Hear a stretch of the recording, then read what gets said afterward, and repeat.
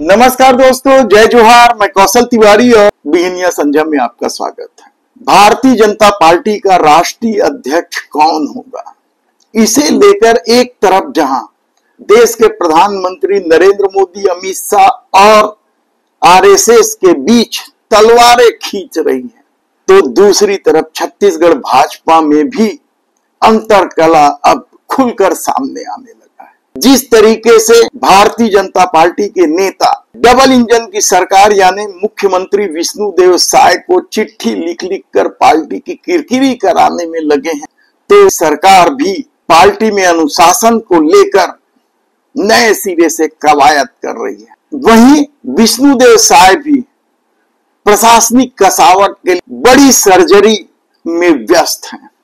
लेकिन इस सबसे अलग हटकर जिस तरीके से मंत्रिमंडल के विस्तार को लेकर और निगम मंडल में नियुक्ति को लेकर सत्ता पार्टी के कई नेताओं के निशाने पर है, ऐसे में पूर्व गृह मंत्री ननकीराम कंवर ने सरकार के कई अफसरों पर ही सवाल उठा दिए हैं, उनकी नियुक्ति को लेकर, उनके प्रमोशन को लेकर।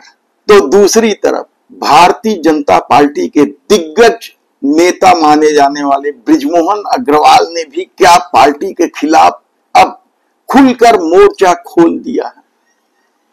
क्या बृजमोहन अग्रवाल की चिट्ठियां जिस तरीके से वायरल हो रही हैं और कांग्रेस उसे हाथों हाथ लपक रही है, क्या उससे विष्णुदेव साय सरकार की मुसीबत बढ़ने वाली है। अब तो जो मामला सामने आ रहा है वह बेहद चौंकाने वाला है और पार्टी में इसे लेकर कई तरह के सवाल खड़े हो गए।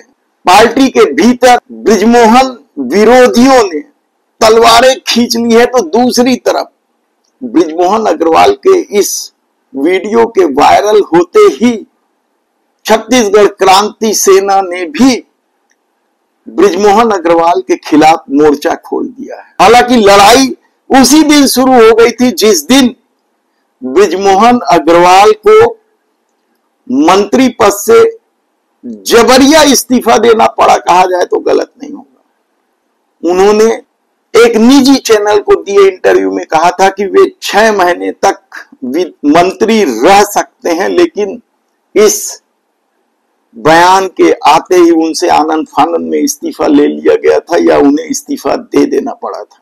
प्रदेश की राजनीति से किनारे करने की इस कवायद से बृजमोहन अग्रवाल ने अपनी चिट्ठियों से कई बार सरकार को घेरा है।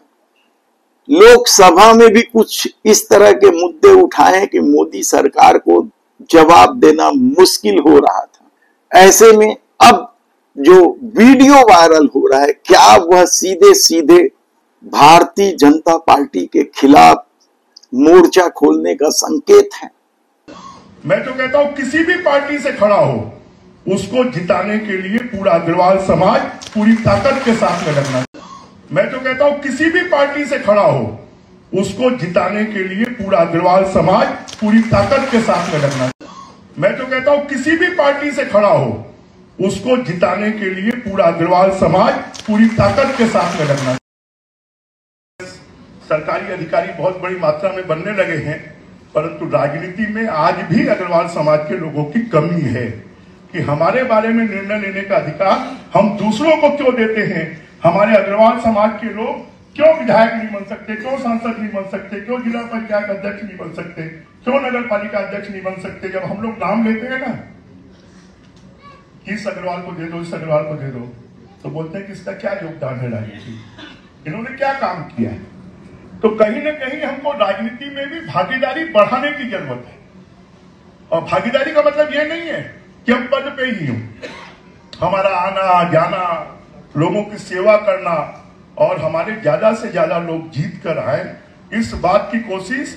और कोई अग्रवाल खड़ा होता है, मैं तो कहता हूं किसी भी पार्टी से खड़ा हो, उसको जिताने के लिए पूरा अग्रवाल समाज पूरी ताकत के साथ में लगना चाहिए, क्योंकि अग्रवाल समाज में इतनी ताकत है।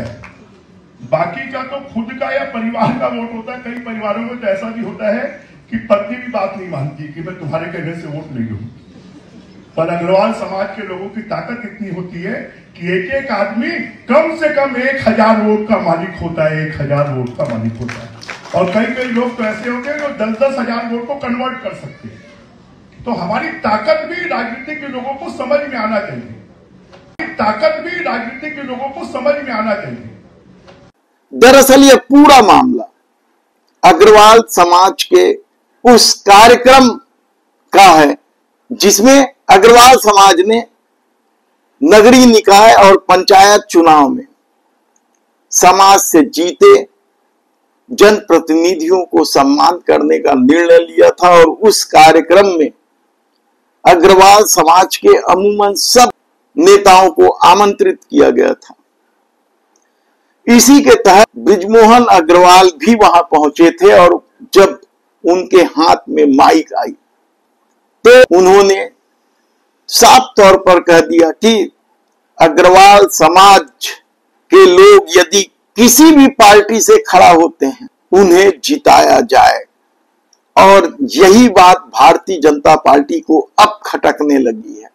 पार्टी स्तर पर इसे अनुशासन के दायरे में लाने की कोशिश हो रही। अनुशासन का मामला है कि अनुशासन का मामला नहीं है, ये भारतीय जनता पार्टी तय करेगी। लेकिन जिस तरीके से उन्होंने अपने समाज के लोगों को आह्वान किया कि किसी भी पार्टी का उम्मीदवार हो यदि वह अग्रवाल समाज से है तो उन्हें जिताना चाहिए। पार्टी क्या कार्रवाई करेगी, पार्टी इसे किस तरीके से संज्ञान में लेगी, यह दूसरी बात है। लेकिन उससे पहले ही इस बयान को लेकर छत्तीसगढ़ क्रांति सेना ने मोर्चा खोल दिया है।